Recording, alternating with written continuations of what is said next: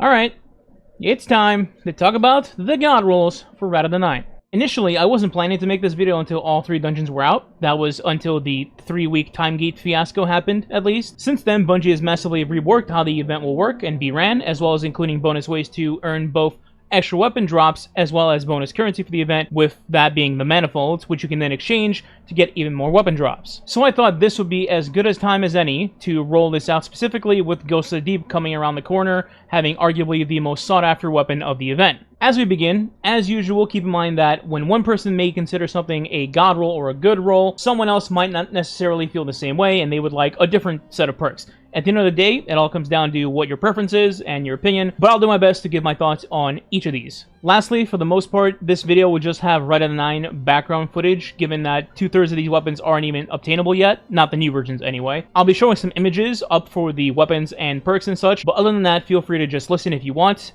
Now let's talk about rolls, and more specifically, the PvE rolls. First up are Spire of the Watcher weapons. The first thing I'll mention is, and this will go with any of the Rite of the Nine weapons in general, the Origin trait, Gravity Well. It's situational, but will definitely have its uses to pick up ammo around you when you reload, particularly in boss fights, but still, it'll have a use in some cases. With that said, let's open with Liminal Vigil. Right out of the gate, I'll say, not the most enticing sidearm in the world. Generally speaking, rocket sidearms have taken over any use for a sidearm in PvE content. They are one of the most dominant types of legendary weapons in the game right now, and there is very little use case for a primary sidearm. However, playing devil's advocate here, if you wanted to run, say, a Stasis Hunter build, and you do not have access to Tanash's Mastery, the best sidearm in the game, by the way, then Liminal Vigil could fill the spot in a serviceable fashion. If I were to go for a perk combination, I'd probably recommend going for Pugilist and Swashbuckler. Pugilist is a very slept-on perk that has great synergy for melee-based builds, such as Revenant Hunters, where you can just base your entire kit around your melee, and Swashbuckler is a perk that benefits from both your melee kills and your weapon kills for a damage boost. I will say though, Headstone is also a decent replacement for Pugilist, but that's about it for this weapon. Next up is Long Arm. I think we all know Scouts are not exactly popular in the PvE sandbox these days. They're usable, sure, but they aren't a top choice. For this weapon specifically, I think the main thing it has going for it is basically it's a legendary version of Dead Man's Tale, which, to be fair, some people do prefer. As far as rolls go, I think there's a billion Scouts out there with the likes of Explosive Payload and Dragonfly, so I'd probably just not go with those perks because you have so many options with those already. Instead, I would rather go for something like Recycled Energy plus Rolling Storm.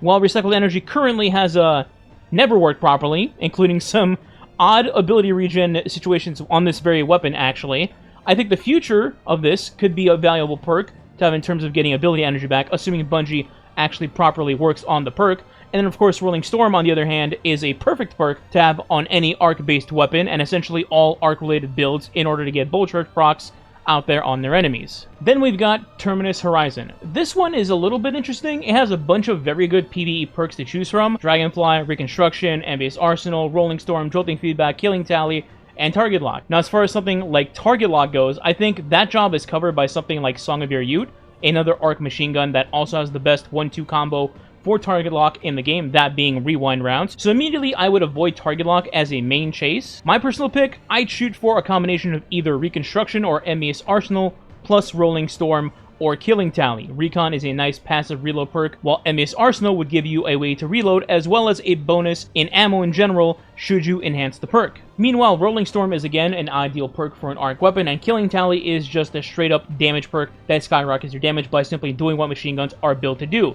kill trash mobs. I will mention Jolting Feedback as an honorable mention, though I do think the other two are better fits personally. And for the last Spire weapon, we've got Wilderflight. Now on paper, Wilderflight might seem pretty underwhelming, a 2-shot grenade launcher. They haven't really had any true use in the game outside of very specific situations for speedrunners mostly.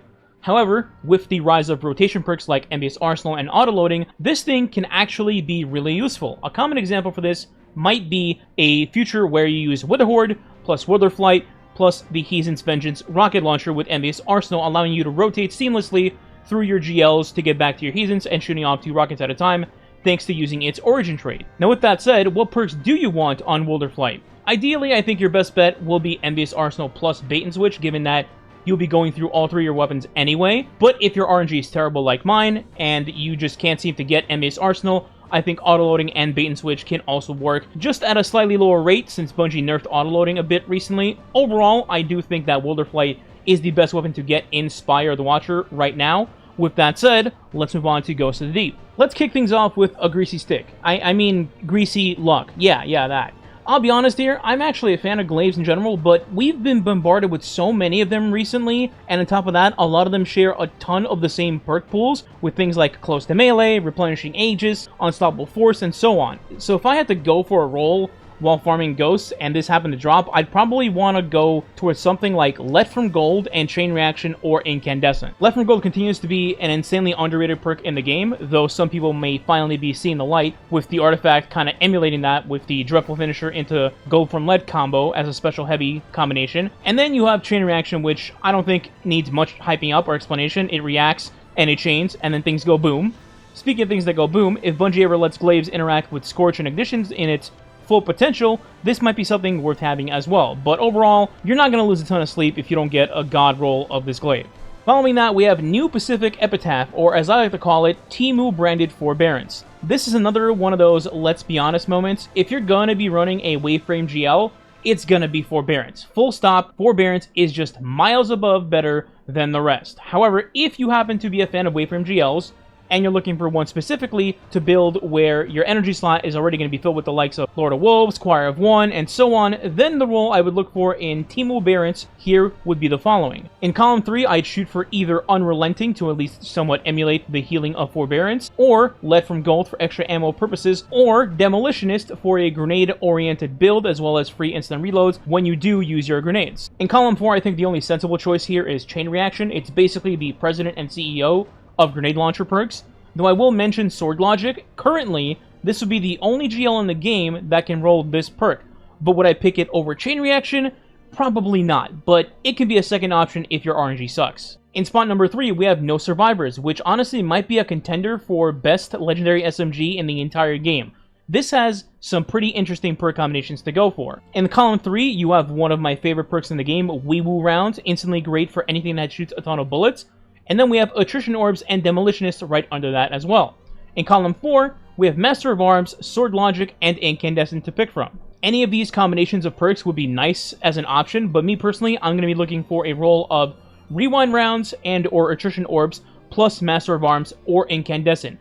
Or if I'm incredibly lucky, I'll get all 4 of those on one weapon, but I'm not holding my breath. And finally, we've arrived at the big boy of the group, the most coveted weapon of the event, at least in my opinion, Cold Comfort. Funny enough, currently, the best stasis rocket in the game is Cold Comfort, the older version. The only competition, realistically, is Bump in the Night, but not really. And then 2 other rockets that are so bad you probably forgot one of them even exists. They are Palmyra and Heretic's Fervor. More like Heretic's ass cheeks, am I right? Anyway, Cold Comfort will become the first stasis rocket in the game to get the Envious Arsenal and Elemental Honing perks, along with also being the best frame for a rocket launcher in the game in terms of damage for bosses. The only other comparable rocket to this in the game is Heathen's Vengeance, which at least for the current moment is the best overall rocket in Destiny 2, but second place ain't too bad either. So what do you want on this behemoth? In column 3, the unanimous number 1 is going to be Envious Arsenal, with Reconstruction being a distant second place. In the 4th column, you have several great perk options in Bipod, Explosive Light, Elemental Honing, and Bait and Switch.